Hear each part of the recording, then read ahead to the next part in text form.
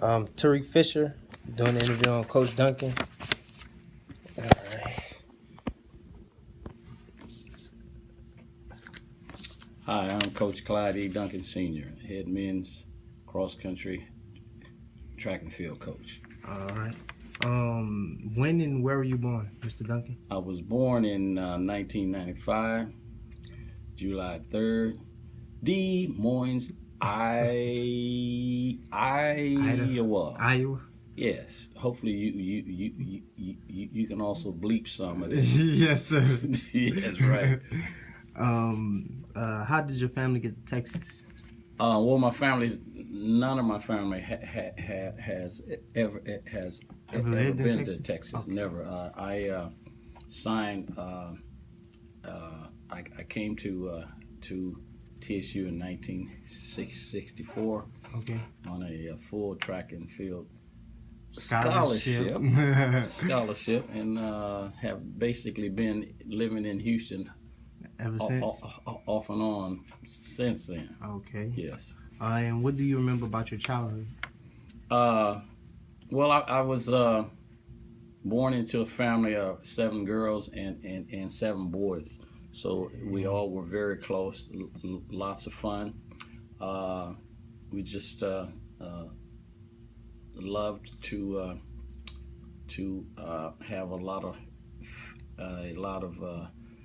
family outings and Functions and stuff like that. It was just a normal but a very good upbringing. Yes. Yes, sir. Appreciate that. No problem. Did your parents discuss racism with you? Never. There was never any talk in my growing up at home, and where I lived, and there was never any talk as far as None whatsoever. that. None. Okay. What noble moments in American history struck out in your memory? Well, of course, it would have to be Dr. Martin Luther King, and I would have to say that he would be the forefront as far as that, and what he has done, and what he has, how he has opened up so many doors for blacks. So he would have to be my hero as far as that part. Gotcha. Where were you and how did you respond, like when it took place? Was very shocked. Was very saddened. Was at home then. And at the time, was not really known to things like that, Okay. where people were killed and stuff like that. Just because of his beliefs. Yes, sir. But hatred is everywhere. Sad though. True. Yes. What made you choose to come to TSU? The TSU men's track and field team will come to one of the largest meets in as far as the nation. It is called Drake Relays. Okay. And they used to always wear white, and they were always their heads were normally shaved, and plus they won everything, and they were the only black team that would compete against the major white schools there. Right. And so I was flown in on a visit and basically signed. Just like that, you enjoyed the Yes. visit? Yes. Next question. What advice would you give young people today? Well, that the world has changed a lot since my days. Because I came to Texas Southern in 1964, so the whole outlook on life has changed. Is that I would hope that our young black men and young black women would be a lot more focused on doing the right things, Yeah, right. and hopefully strive to be the best that They they can can be. be Yes, sir. in any field. What did you study in college? Physical Education. education. Gotcha. That was my major, and my also both of my my degrees. Okay. Who did you identify as the important teacher or role model or significant person you encountered? It would have to be my parents. Okay. Yes. And how did it prepare you, like, for where you are now? I think in a very very positive way, because of their be at least their faith, and I was blessed not to stray, Mm-hmm. but I've had my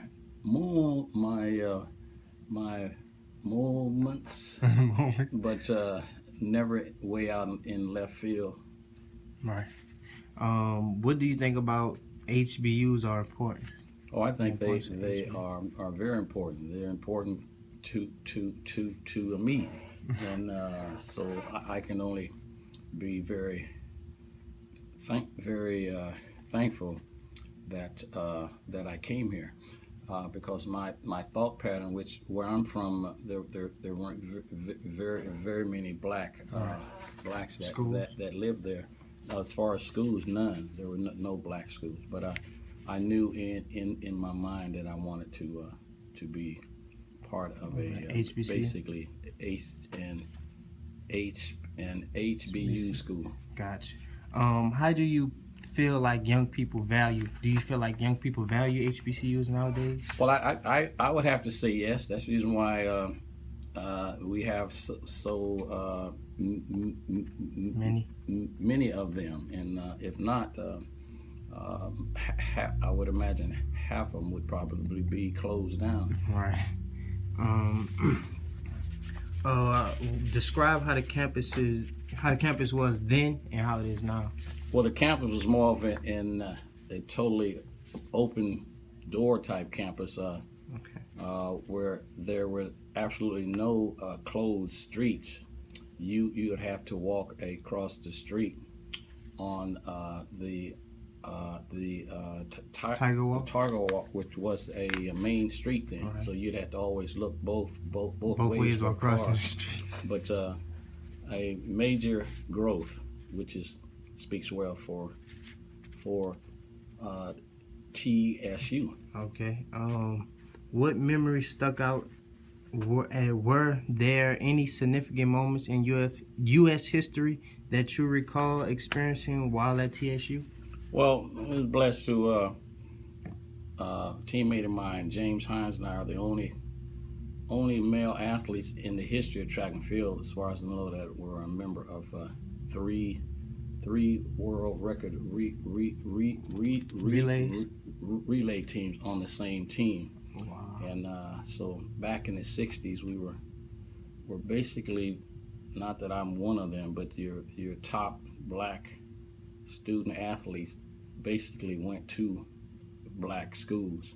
So at that point in time, Texas Southern, we were loaded with some fast guys. Yeah, A lot of talent. a lot of talent. What made you want to come back and coach? It was just something in me. I really don't know why. It's just that I was led this way basically by my heart, and so have been in the coaching field since 1969, and only on the college level. Okay. Yes. Sorry about that. It's fine. When did you start running track? Started running track in the second grade, Wow. and was a part of that up until now. What made you? Coach What now, made you? What made you want to run track? In the second grade? Well, my brothers, we lived on a street called Day Street, and the Clarks and the Dunkin.